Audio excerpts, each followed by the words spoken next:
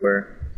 Okay. And sort of distill it with prayer every morning that in one of the prayers Matsumoto talks about is just very, very simple, is stating to the water that I love the water, or collectively we love the water. We are thankful for the water, and that we respect the water. And it's just a basic old Indian saying, I guess in the English version, clearly that the water translates and responds to it. If you look at it under a microscope, it brings peace to the water, and then the peace that you want inside, you're actually fulfilling that peace by bringing that into the cells, which are almost 100% made of water, are actual cells in our body. They're actually, the consciousness is in the cells, and they're transmuting all this information, not only within our own body to help our organs and all that work, but in our consciousness throughout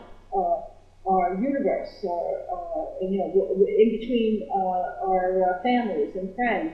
Our consciousness flows through the water as far as like the waves and the particles. So it actually will move through that membrane of the cell to bring the information to the next cell, or to the next level, or to the next order of consciousness that you're trying to achieve. So the water is the most powerful conductor and communicator of that higher level of consciousness that I think we're all about right now to experience in our lifetime. And pretty much, if we have the handle on water, I think that's just as close as you can get, it's going to happen. Yeah, without a doubt. And you're not going to find this sort of information on your media or Fox News or nothing like that. And the reason for that, they want to delude you. They don't want you to know the true potential of yourself and the power of consciousness, not to mention collective consciousness, and what we as humans truly are capable of doing with our own thoughts. You'd be amazed. And there's all sorts of info on the website. That's what we're really trying to get you to connect with, this higher level of consciousness, this higher self. So your spirit could ascend to a new vibration, because 2012, we don't know exactly what's going to happen, but a lot of speculation that, consciousness is being upgraded, our DNA is evolving, and it's about time.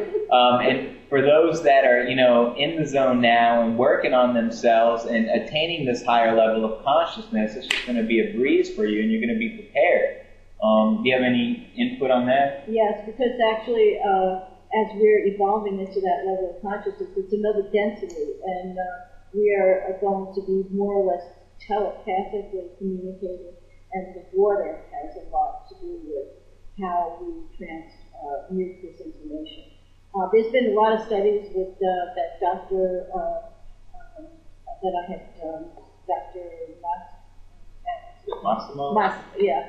And he has a website, and I guess you can put all that information, that you can look at all the different things that he has found, that he has done with the water, that you can see for yourself just by thought and intention, musical vibration, sound, that we can purify our drinking water, our bathing water, and the water that surrounds us in our own environment.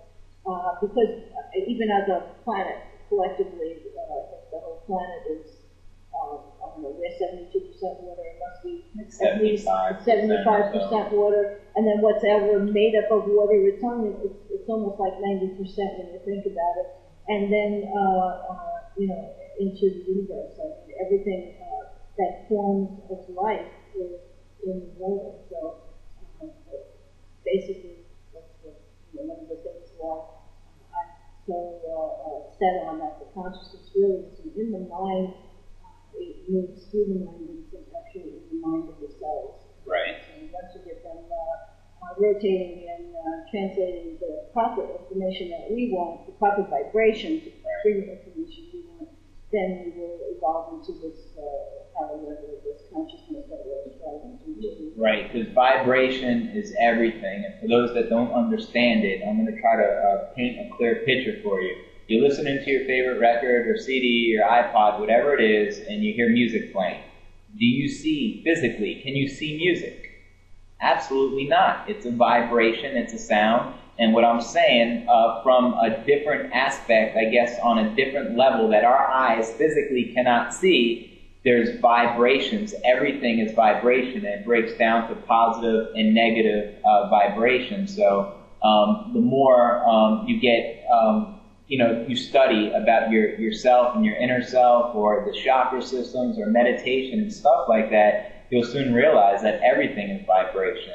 And it's the most powerful force that there is. Our minds have the power to literally change this vibration or create. Our thoughts change our own DNA the same way within the water. And I know what you're talking about with the doctor actually seeing pictures of the water that was contaminated, and then they did a collective meditation, prayer, whatever you want to call it, and it literally makes the water fresh from polluted water, and it's just absolutely amazing. And I know you heard probably in school the experiments with like the flowers, how they're actual living beings that could actually hear you. And when you bring a negative vibration to a plant or to water, it's going to make that die because of negative energy, negative vibrations. But when you're positive, or talk, or pray, or do something inspirational to that flower, to that water, it's going to grow because you're giving it unconditional love. And that's something people don't recognize because we can't see it. But it's something that's just there.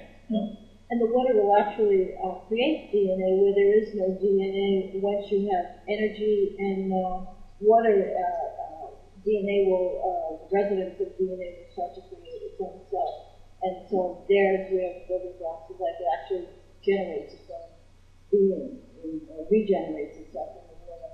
So fascinating. It's sort of like the sacred geometry of life when you look at the water.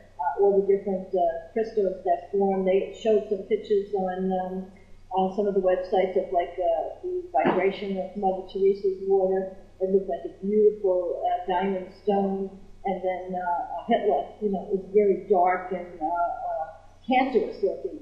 So, and polluted water was very dark and cancerous looking. But by just praying and meditating over it, you can change that vibration.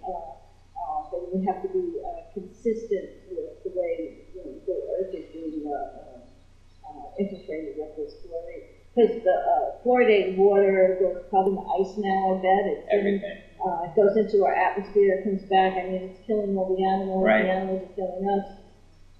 We're getting hit with doses of fluoride from all aspects of life. People that are on medication, they say like half the school systems, the children that are in our schools are on all these Ritalins and all these medicines that are pure evil. These medicines were designed to keep you stupid and kill you ultimately. That's what they're there for. So if you do have children on Ritalin because the school system says they need to be on something, blah, blah, blah, a bunch of bull crap. Don't put your children on any of these medicines from the government that are, do your research, look into them and what they put in them, because there's always a natural cure for everything. Look at the Chinese. Look at traditional Chinese medicine. Look at acupuncture. Look at real herbs, traditional herbs. See, a specialist on something like that, and you'll be amazed at what you can truly cure without having to be on drugs. There's no reason for your children to be on drugs. It's just, conditioning of the system, pretty much. And it disrupts your whole electromagnetic field with all this medication that you're taking, with all the toxins going into your body. That coming off of it is just like worse than, they're talking about cigarette smoking and marijuana and all that stuff. It's worse the withdrawal from that than any of the so-called things that they say are bad for you. That should make people angry, let alone, by giving your child something. This is supposed to be your child. They look up to you unknowingly. They just look up to you. They love you unconditionally. And this unconditional love you're receiving from this child, you have the nerve to give your child this bottle, this pill, this poison, and then you just expect them to be happy and smile and laugh about it. It's not okay. If they can poison your mind, they can poison your children's mind. If you will not clean up your own mind, then your child and your family will stay exactly where it is. Everyone everyone, you know, we grow up in this world, and your wish is for that your children to be better in this world than you were. Mm-hmm. And, you know, our goal is for our children to be better than we are. Mm-hmm. How can you make better people if you yourself will not place the action that it needs to take to clear up your